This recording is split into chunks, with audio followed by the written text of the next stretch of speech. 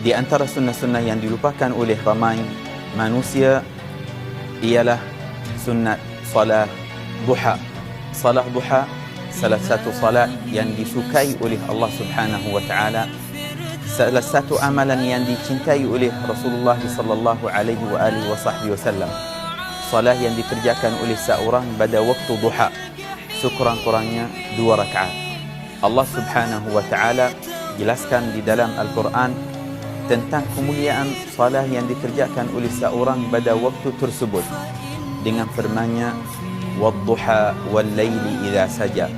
Allah Subhanahu wa taala di dalam ayat ini bersumpah dengan waktu duha, dan para ulama radhiyallahu anhum wa ardhahum berkata al-azim la yaqsimu illa bi'azim. Yang maha mulia dia tidak bersumpah melainkan dengan perkara yang mulia. Allah Subhanahu wa taala menunjukkan kepada kemuliaan waktu ini ialah waktu duha. Nabi sallallahu alaihi wasallam pernah berpesan kepada Sayyidina Abi Hurairah radhiyallahu anhu wa dengan hadis ini, wahai Abu Hurairah, jagalah 3 perkara. Jagalah 3 perkara. Yang pertama, salat duha 2 rakaat, puasa 3 hari daripada setiap bulan, dan kerjakan salat witir sebelum tidur.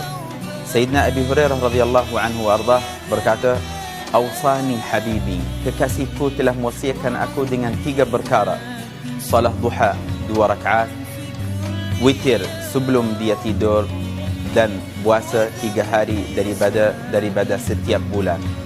Dan sesiapa yang melihara salat duha pada waktu tersebut, Allah Subhanahu wa taala akan melihara kehidupannya. Allah Subhanahu wa taala akan melihara keadaannya. Nabi sallallahu alaihi wasallam bersabda di dalam satu hadis, Allah Subhanahu wa taala berfirman di dalam hadis qudsi, "Ibnu Adam, irka'li arba'an fi awalin nahar ukfika akhirahu." Kerjakan 4 rakaat kerana Allah Subhanahu wa taala pada awal bagimu. Allah Subhanahu wa taala akan melihara kamu pada akhirnya. Dijaga oleh Allah Subhanahu wa taala daripada kefakiran, dijaga oleh Allah Subhanahu wa taala daripada kesakitan, dijaga oleh Allah Subhanahu wa taala daripada kesusahan, dijaga oleh Allah Subhanahu wa taala daripada apa-apa yang boleh menyakiti hatinya sebanyak 1 hari. Dan inilah yang diwasiatkan kepada kita Rasulullah sallallahu alaihi wasallam, supaya apa yang ada dengan kita dijaga oleh Allah Subhanahu wa taala. Dalam hadis sahih riwayat al-Imam Muslim, Nabi sallallahu alaihi wasallam bersabda, "Yusbih ala kulli sulama min ahadikum sadaqah, fa kullu tahmidatin sadaqah wa kullu takbiratin sadaqah," hingga akhir al-hadis. Hadis ini riwayat al-Imam Muslim. Maknanya diperlukan kita keluarkan sedekah untuk seluruh anggota badan kita. Dan Nabi sallallahu alaihi wasallam pada akhir hadis ini berkata, wa yukfi'u an dhalik, cukup bagi semua itu sedekah untuk seluruh anggota badan seorang, rak'atani yarka'uhuma fi duha, 2 rakaat yang dikerjakan oleh seorang pada waktu duha. Berapa banyak jumlah nikmat yang diberikan oleh Allah Subhanahu wa taala kepada kita, terlalu banyak. Macam mana kita bersyukur kepada Allah Subhanahu wa taala atas apa-apa sahaja yang diberikan oleh Allah Subhanahu wa taala, nikmat kesihatan, keafiatan, rezeki, Islam dan iman. Sebesar-besar nikmat yang diberikan oleh Allah Subhanahu wa taala kepada seorang ialah Islam, kemudian diikuti dengan kesihatan dan keafiatan, keamanan. Dan semua itu kita bersyukur kepada Allah Subhanahu wa taala dengan kerjakan 2 rakaat pada waktu duha, sekurang-kurangnya 2 rakaat. Para ulama radhiyallahu anhum warḍahum berkata, yang paling afdal 4 rakaat, yang paling banyak 8 rakaat ataupun 12 rakaat. Dan ada satu khususiyah yang lain bagi sesiapa yang kerjakan 12 rakaat pada waktu duha.